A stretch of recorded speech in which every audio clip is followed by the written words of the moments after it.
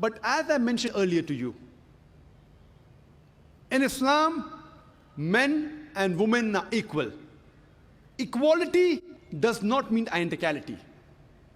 Depending upon the makeup, depending upon the background, men and women, they are different. Physiologically, psychologically, biologically, physically, and depending upon the makeup, Almighty God, our Creator, had set roles for them. And there's a verse in the Quran from Surah Nisa, chapter number 4, verse number 32. The ayah, our honored Qari from Saudi Arabia, Dr. Uthman, recited. The third last ayah he recited, Surah Nisa, chapter 4, 32. It says that do not covet things.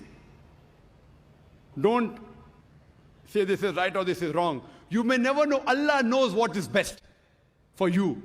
What you may think is best for you may not be good for you. What you think is bad for you may be good for you. If you read the Nuzul Quran, why was this verse revealed? This verse was revealed because the wives of the Prophet, they objected to the Prophet and said that why can't we too go for jihad? We want our rights. What about inheritance? Why aren't we equal? This verse was revealed. Because Allah knows the logic, you don't know. And I gave you the logic of inheritance. Imagine the women want to go for jihad, they want to fight. Our beloved Prophet Muhammad said, when Hazrat Aisha, may Allah be pleased with her, asked, that can you go for jihad? It's mentioned in Sahih Bukhari. The Prophet said, the best jihad for the woman, it is a perfect hajj. Allah knows what is good for them. And those people who object to Islam and the Quran, they too know, but they don't want to admit. This Western world, this Western media, which are pointing fingers to Islam, I'm asking this media, the Western world, they too, if they say that Islam subjugates the women, they are bigger subjugators. I ask a simple question. That when you have sports, why do you have men and women taking part separately? In Olympics, for the 100 meters dash, why don't the men and women run together? Why? Why separate for men and separate for women? Why? When you have swimming, freestyle swimming, why men and women are separate? Why? They should have together.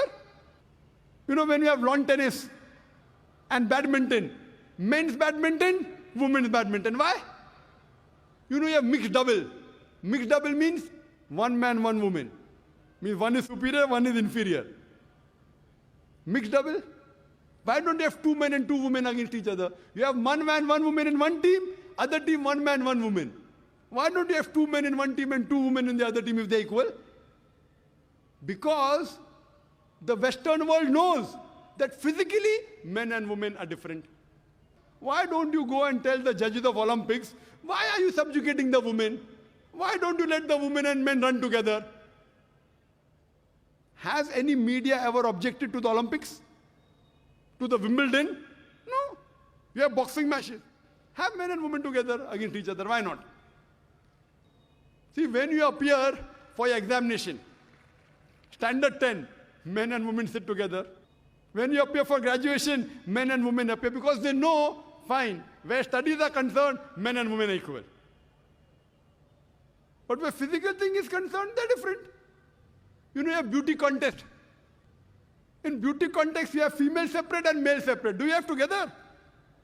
Do you have any beauty contest we have seen the men and women taking part together? Have you seen any? Why? Because the beauty of a woman differs than the beauty of a man. So even the Western world knows that, but they don't want to admit it. So many a time, the competition, they are identical. Sometimes they aren't identical. So depending upon what field are they competing in, we decide. Oh, here, men, women are separate. Here, men, women are same. But who is better than our Creator? Who knows the human being better than our Creator? Allah subhanahu wa ta'ala. And He has mentioned in the Quran, His last and final revelation, where the women and men are identical, where they are different. Overall, men and women are equal, but they are not identical. And I would like to end my talk by giving a simple example to you. Suppose in a class, two students, A and B, both get 80 out of 100 in the examination and both come out first. When you examine the answer sheet, the 10 questions, each carrying 10 marks. When you examine the answer sheet, you come to know that student A got 9 out of 10 in answer number 1. Student B gets 7 out of 10 in answer number 1. So in answer number 1, student A has a degree of advantage over student B.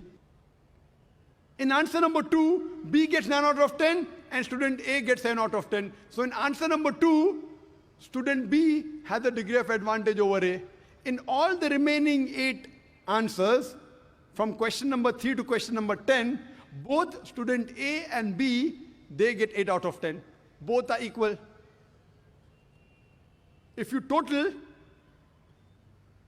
the aggregate is 80 out of 100, both are equal. But in answer number 1, student A has a degree of advantage. Answer number 2, student B has a degree of advantage. All the other answers, both are equal.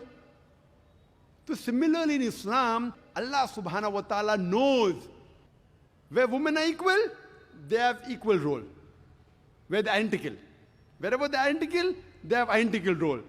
In some aspects, the men have a degree of advantage. In some aspects, the women have a degree of advantage. For example, where it comes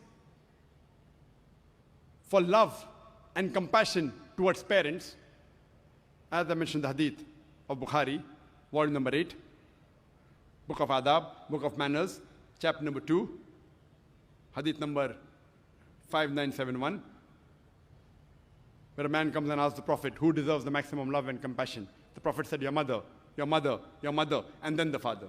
So here, the mother gets 3 times more love and compassion from the children as compared to the father. So here, the mother has a degree of advantage.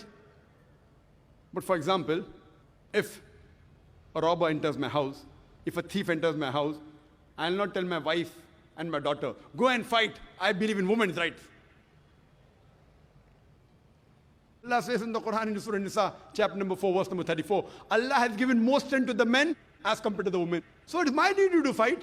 1 degree additional responsibility in supporting her. Have ever men objected that why can't I give birth to a child? That's the prerogative of the female. Why don't the men object that why can't I breastfeed the child? That's the prerogative of the female.